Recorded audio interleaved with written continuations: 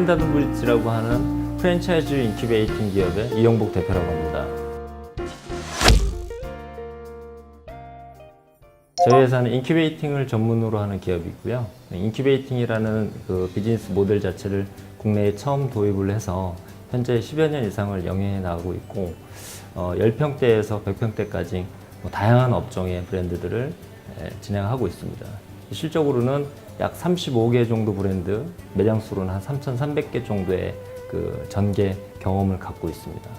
인큐베이팅 시스템이라 하면 그 개인 번성 점포를 갖고 계신 분들을 비롯해서 기존의 프랜차이즈 기업, 대기업을 비롯해서 프랜차이즈화 하고자 하는 모든 자들이 저희 고객 대상이 되고요. 그 자들이 처음에 브랜드를 시작할 때 필요한 시스템 구축이랄지, 인테리어랄지, 법률적인 물류에 관련된 부분, 모든 프랜차이즈 과정 속에서 일어나는 브랜딩에 관련된 모든 것을 같이 영유하고요. 그 부분의 주요 부분인 브랜딩에 관련된 영업 확장성, 가맹점 확장성에 관련된 부분에 집중을 하고 있습니다. 최근에는 물류 어떤 수익화에 대한 개선 사업과 외국계 기업이나 국내 기업 간의 M&A 사업도 신규 브랜드, 신규 비즈니스 모델로 집중해서 진행을 하고 있습니다. 이 비즈니스를 시작하기 전부터 계속 저희가 노력을 했던 것은 각 지역 상권의 분석력입니다.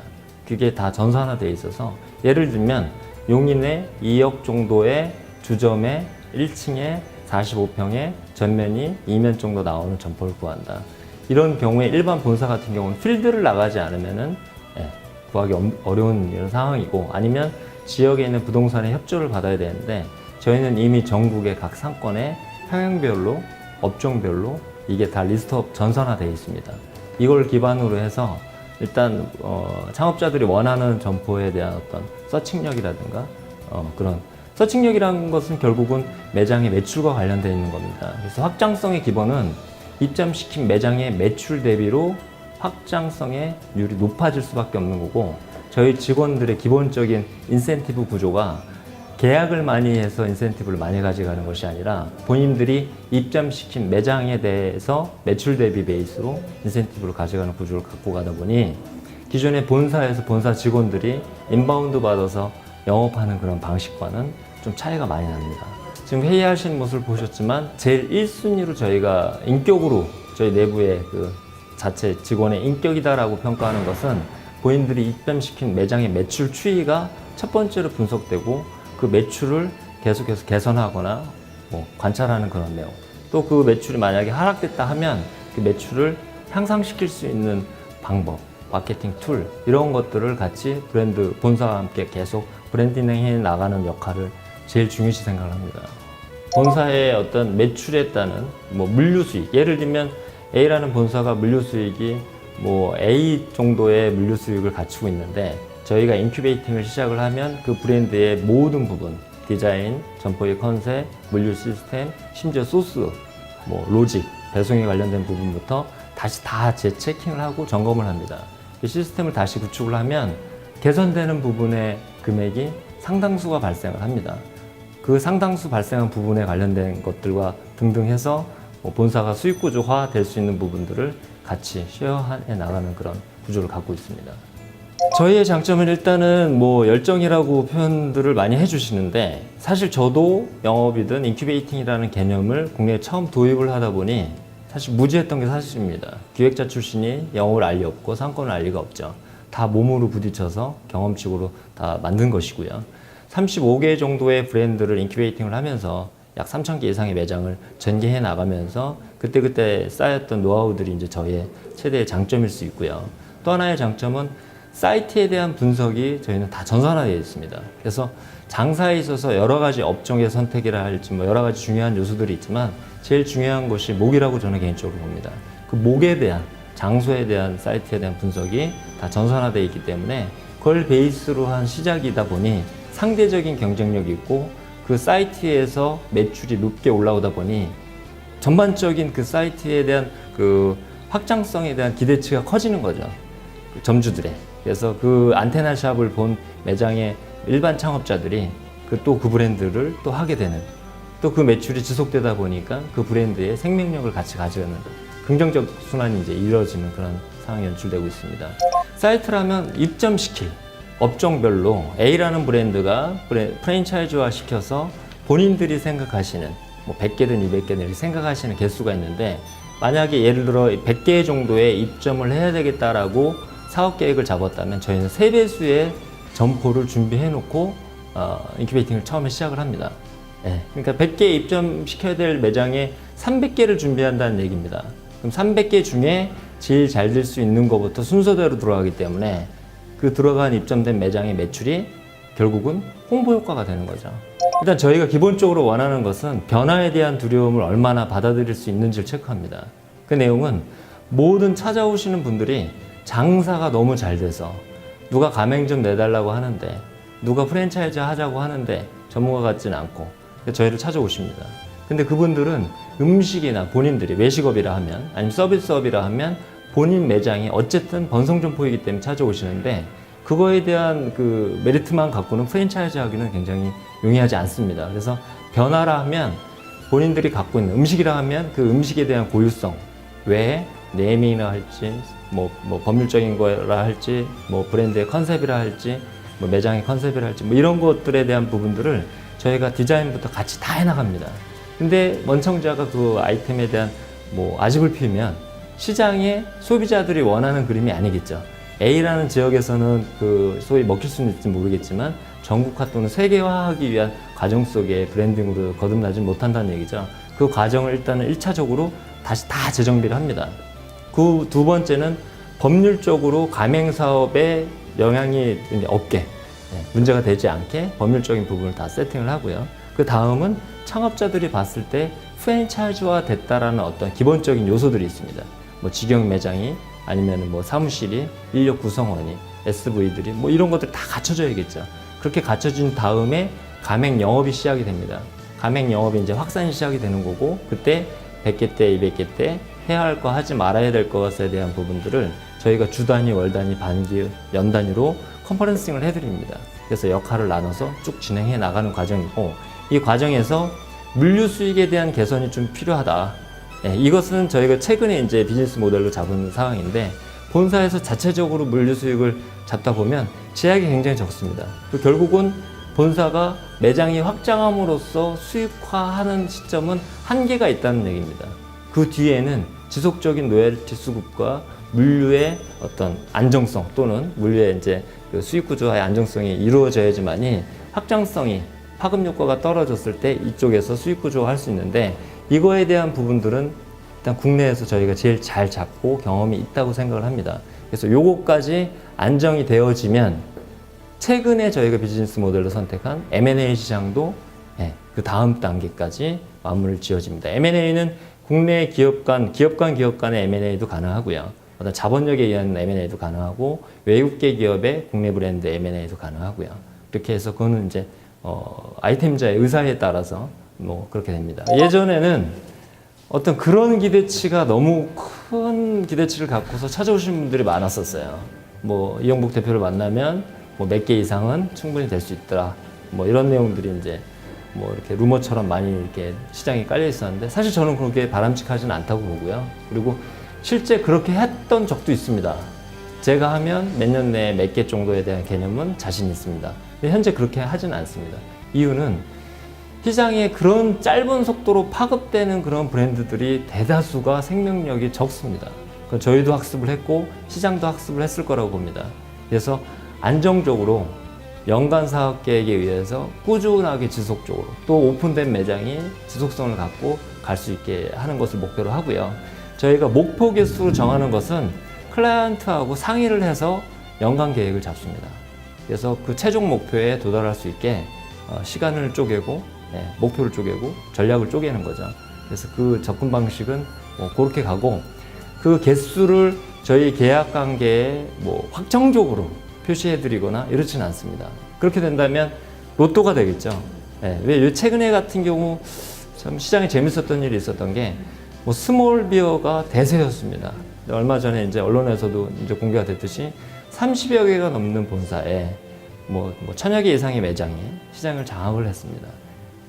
너무 바람직한 반응이라고 볼 수도 있지만, 저는 개인적으로는 너무 한 업종에 카피 브랜드가 너무 많이 나와서 시장을 장악해버리니 그 외에 다양한 괜찮은 업종들이 길을 못 피는 거죠. 네, 바람직하지 않다고 봅니다. 다양한 업종들이 다양한 개수로 뭐 먹거리 시장이든 외식 시장이든 프랜차이즈 시장을 좀 고루고루 장악하는 것이 바람직하지 않는 생각을 합니다. 저희 일단 기본적인 구조는요, 뭐 앞부분만 시스템만 컨설팅 해달라, 소위 영업만 해달라, 아니면 물류 시스템만 잡아달라, 아니면 M&A만 해달라, 이런 어떤 특정 파트만 떼내서 해주는 부분은 업무를 진행하고 있지 않습니다. 그러니까 턴키로 전체적인 브랜딩을 특정 기간까지만 인큐베이팅을 하는 것을 원칙으로 하고요. 최근에는 이제 M&A나 이런 부분들은 별도로 이제 진행을 해 드리는 케이스는 있긴 합니다. 저희가 성공이라고 부르는 그 기준은 브랜드별로 처음에 미팅하실 때 원하는 개수도 틀리고 본인들이 추구하는 수익, 총액도 틀리고 그다음에 뭐 인생의 뭐 목표점도 굉장히 다양하십니다. 근데 개수가 100여 개가 안 돼서 이해하심에도 그 수익 구조가 꾸준하셔서 점주들하고 관계가 원활하셔서 만족시킨 브랜드도 개인적으로는 성공한 브랜드라고 저는 보고요. 개수가 500개 이상 저희가 나간 브랜드들 중에도 본인이 더 성장세에 대한 기대치가 컸기 때문에 만족스럽지 못한 브랜드는 성공했다고 볼 수 없습니다. 즉 저희는 아웃소싱 전문 기업이기 때문에 클라이언트가 만족을 하면 성공했다라고 표현하는 것이 맞을 것 같습니다. 첫 번째 실패 사례 저희 케이스는 너무 단기에 아이템이 확장했다, 단기에 끝나버린 케이스도 많습니다. 요즘에는 다양한 업종이 있음에도 시장에서 소위 뜨는 브랜드가 발생을 하면 미투 브랜드가 굉장히 많이 발생을 합니다. 그러면 결국은 정해진 사이트와 정해진 창업자를 나눠먹는 개념이 되는 거거든요. 그럼 시장이 같이 몰락을 하죠. 그런 케이스도 저희는 느껴봤고요. 또 하나는 재료에 어떤 문제가 발생을 해서 불강력적인, 그게 무슨 뭐 대지에 관련된 거든 소에 관련된 거든 파동이 일어나든 균이 일어나든 어떤 식자재 문제 수급에 관련돼서 갑자기 그 브랜드가 확장을 못하는 거죠. 공급을 못하기 때문에. 그런 실패 사례도 경험해 본 적이 있습니다. 대한민국 프랜차이즈 CEO분들 중에 본인 브랜드가 그렇게 짧은 생명력을 갖고 가변적으로 변하기를 원하면서 브랜딩을 하시는 오너는 한 분도 안 계실 거라고 봅니다. 제가 만나 뵌 분, 저희를 찾아오신 분들은 브랜드에 대한 애착 정도가 뭐 자식이라고 생각할 정도로 굉장히 깊으십니다. 근데 그게 시장의 다변화성이나 불변성에 의해서 영향을 받다 보니 본인이 어떻게 방어할 수 없는 불강력적인 상황이 소위 얘기하는 시장의 가변성으로 작용을 하고 있는 거거든요. 근데 그 가변성을 지켜내려면 본사 다 브랜드보다는 본인들이 지금 역량이 깊이 관여된 브랜드의 영속성을 위해서 마케팅이라 할지 매장의 관리를 할지 이런 부분에 좀 집중을 하시는 것이 가변성을 좀 줄일 수 있는 업계 그 방법이라고 생각을 합니다. 사실 이 저도 프랜차이즈에 대해서 전혀 뭐 인지가 많이 되어 있지 않았었습니다. 원래는 그 스타 강사 출신이었고요. 수학 강사 출신이었고 입시학원을 경영을 했었고 입시학원을 경영하고 있는데 주변에 프랜차이즈 대형 학원들이 들어오면서 그때 프랜차이즈에 사실 눈을 뜨게 됐습니다. 근데 그 프랜차이즈 학원이라는 것이 시스템은 좋으나 개별성에 대한 아이들에 대한 어떤 학습에 대한 진단이나 티칭에 대한 부분은 굉장히 약했죠. 하지만 그 브랜드의 브랜드력으로서 마케팅력으로서 시장을 장악해 나가는 굉장히 많은 원장님들이 영향을 받으셨죠. 물론 저희도 영향을 받았고 저희도 예약을 받아가면서 했던 고등생을 전문하는 입시학원이었는데 저희도 영향을 받았고요. 그래서 그때 프랜차이즈에 대해서 깊은 관심을 갖게 됐습니다. 우리가 더 시스템이나 학습 티칭력이 좋은데 저자들보다 우리가 더 프랜차이즈화 시스템을 만들어 보자 라고 했는데 공부할 방법이 없었습니다. 그래서 그때 공부할 수 있는 방법은 외국 서적들 짜집게 해놓은 서적들 읽는 수밖에 없었는데 그걸로 이제 한계가 있는 거고요. 그래서 이래저래 공부를 하면서 컨설팅이라는 개념을 인지를 하게 됐습니다. 액센처나 아덴드슨, 벤앤컴퍼니 같은 이런 유수의 기업들처럼 국내에는 왜 프랜차이즈 컨설팅이 없을까? 그러면서 컨설팅 회사들이 해주고 있는 내용들을 봤습니다. 근데 현실적으로 좀 거리감이 좀 있지 않나 싶어서 성균관대학교 경영대학원의 프랜차이즈 전문 과정을 그 대표님하고 같이 서포팅해 나가면서 교육 과정을 운영해 나가봤습니다. 근데 거기에 찾아오시는 수많은 프랜차이즈에 관심이 있으시고 본인 점포 또는 본인 기업을 좀 더 전문화된 프랜차이즈 회사로 만들고자 하시는 분들이 원하는 니즈는 교육도 좋고 컨설팅도 좋지만 실무적인 전사적 실행 능력이 갖춰진 그런 인큐베이팅을 원하셨던 것 같아요. 그래서 제가 사례를 찾아본 결과 외국은 인큐베이팅이라는 개념의 의미의 컨설팅이 있더라는 얘기죠. 그래서 본사에 직접 투입이 돼서 특정 기간 동안 A부터 Z까지 모든 분야를 같이 브랜딩해 나가는 그런 모양새가 필요하다는 결론을 얻고 시작을 해 나가게 됐습니다. 옛날 생각 나는 건데요. 너무 많이 힘들었던 것은 제가 일단 너무 많이 몰랐던 부분이었던 사업 분야였고, 그 이유는 국내 최초였기 때문에 그렇습니다. 그리고 발로 직접 다 뛰어야 되는 것이었고, 또 가장 큰 어려움은 인식의 변화를 제 스스로 타인한테 줘야 된다는 겁니다. 기존의 본사에 영업부서, 마케팅, 기획, 물류, 뭐 점포개발, 인테리어 모든 부서가 다 있는데 그것을 턴키로 아웃소싱을 줘라. 이거에 대한 인식의 전환을 시킨다는 것 자체가 굉장히 어려운 일이었었던 거고요.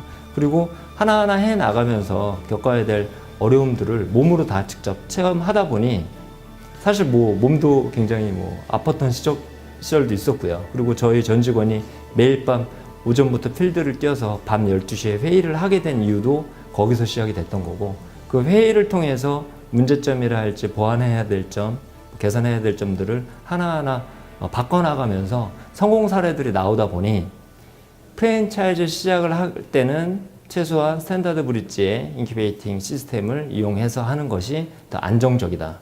그게 더 영속성에, 지속성에 좋은 영향을 준다라는 게 지금은 평가를 받고 있는 것 같습니다.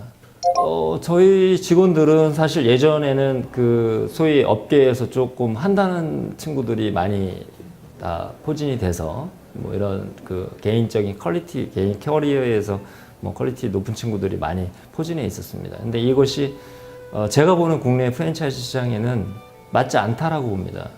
국내 프랜차이즈 시장은 몸소 직접 다 뛰면서 경험하면서 직접 실무에서 전사적으로 풀어나가야 되는 것이지 말로 하는 것이 절대 아닌 것이죠. 그래서 지금 구성되어 있어서 브랜드장이라고 하는 이 직원들의 포지션은 본인들이 맨 바닥, 소위 얘기한 점포 개발부터 해서 영업부터, 저희는 일단 브랜드가 시작이 되면 주방부터 집어넣습니다. 본인들이 주방에서 직접 다 주방일 해보고 서빙 해보고 가게 운영에 대해서 전체적으로 다 알아야 되고, 저희는 들어와서 1년 이내는 대화를 안 시킵니다. 저희끼리의 언어인 한글이라고 표현하는 것이 상권인데 그 상권을 알아듣지 못하면 대화에 껴주질 않습니다. 그 1년이 지나고 나면 상권을 어느 정도 알아듣게 되죠. 그렇게 되면 회의에 낄 수도 있고 대화도 되는 거고, 그 시점부터 본인이 맡은 브랜드가 100여 개 이상의 전개를 경험해 본 친구들만이 본부장 타이틀을 달고 있고요. 이 본부장 타이틀을 단 친구들은 업계 최고 대우를 받고 있습니다. 저는 이 회사를 런칭을 했을 때도 일단은 많은 좀 질타와 예를 들어서 좀 뭐 성장통을 겪었습니다. 과연 그게 우리나라 시장에 맞냐? 안착될 수 있냐? 비즈니스 모델로 성공시킬 수 있겠냐? 근데 결론적으로는 아직 성공이라고 표현하긴 뭐하지만 안착은 시켰다고 봅니다. 그러다 보니 기존의 컨설팅사, 부동산 회사, 아니면 개인 컨설턴트들이 인큐베이팅 비즈니스 모델을 굉장히 많이 하고 있는 걸로 알고 있습니다. 근데 단적으로 비교가 될 수가 있는 것은 500개까지 전개해 보신 분이 500개를 또 할 수 있다라는 생각을 합니다. 네. 근데 그분들은 그 경험식은 없으실 거라고 보고요. 한 분야의 전문성은 있으신지 모르겠지만 아까 제가 말씀드렸던 물류라 할지 뭐 소스라 할지 모든 뭐 상권이라 할지 이런 것을 한 회사가 턴키로 다 경험을 해서 제공해주는 아마 비즈니스 모델은 없다고 봅니다. 많은 자회사, 그러니까 타 회사들이 저희의 비즈니스 모델을 이제 저기 밑으로 하고 있는데 저는 긍정적으로 봅니다. 많은 경쟁자들이 있어야 저희도 더 노력을 할 것이고 경쟁을 하다 보면 같이 발전을 할 것이라고 보는 것이고, 창업자들, 특히 프랜차이즈 본사를 하고자 하는 고객 기업들은 더 시장이 많아져서 더 많은 수요의 인큐베이팅 업체는 필요하다고 봅니다. 그자들이 비교해 보시고 경험해 보시고 시간이 지난 뒤에는 저희의 가치는 더 올라가고 있는 것 같고요. 그 가치를 인정하시는 분들하고 일을 할 때 더 큰 효과를 내는 학습 효과를 저희는 경험을 해봤기 때문에 저희가 갖고 있는 노하우를 공유해 주시고 공감해 주실 수 있는 그런 클라이언트 위주로 해 나가는 것이 더 경쟁력을 갖추는 거라고 보고요. 아까 의견 드렸던 것처럼 물류 수익이 잘 나오고 있지 않는 브랜드에 대한 개선 컨설팅. 개인이 못합니다. 기존의 인큐베이팅 업체도 당연히 못하고요. 그 다음에 외국계 기업 또는 국내 기업 간의 M&A 어떤 이런 프로젝트, 개인들, 인큐베이팅 기존 업체들 못합니다. 저는 개인적으로 그 분야의 전문성을 갖고 다음 단계를 넘어가려고 하기 때문에 국내에서 프랜차이즈화 하고자 하는 분들이 단순히 국내에서 매장 몇 개 이런 개념이 아니라 더 글로벌하게 또는 더 큰 시장, 대기업 간의 경쟁을 할 수 있는 그런 기업으로 성장시킬 수 있는 인큐베이팅을 하고 싶습니다. 다음 세대는 프랜차이즈가 모든 국민들한테 인정받을 수 있는 그런 시대가 좀 왔으면 하는 것이 아직까지도 프랜차이즈에 대한 불인식, 어떤 불안함, 어떤 신임하지 못하는 그런 부분들이 많은 것 같습니다. 그게 부단 본사의 잘못과 또는 가맹점주의 잘못으로 분쟁으로만 연결되는 그런 시대가 좀 끝났으면 좋겠고요. 시스템에 대한 법적 보완이 굉장히 강화되고 있고 그걸 잘 따라 나가고 있습니다. 시간이 크게 필요하지 않을 것 같습니다. 가까운 시일 내에 일반 창업자들이 인정할 수 있는 법적 구조나 시스템이 갖춰진 본사들이 굉장히 많이 생길 거로 보고요. 그 많이 정확한 시스템과 정확한 룰, 또 지속성을 갖고 있는 브랜드들을 저희 손으로 직접 만들어내는 것이 저희의 앞으로의 숙제라고 생각합니다. 기존의 인큐베이팅 비즈니스 모델 외에 M&A 사업이라 할지 이런 부분에 큰 포지션을 맞추고 있습니다. 근자에 제가 목적을 두고 해외를 좀 여러 나라를 목적을 두고선 쭉 탐방을 쭉 해봤습니다. 역시 국내 시장만으로는 굉장히 작은 것 같습니다. 저희의 인큐베이팅 모델이 됐든 국내 브랜드의 M&A 시장이 됐든 글로벌하게 나가는 것이 스탠다드 브릿지의 장기적인 목표입니다.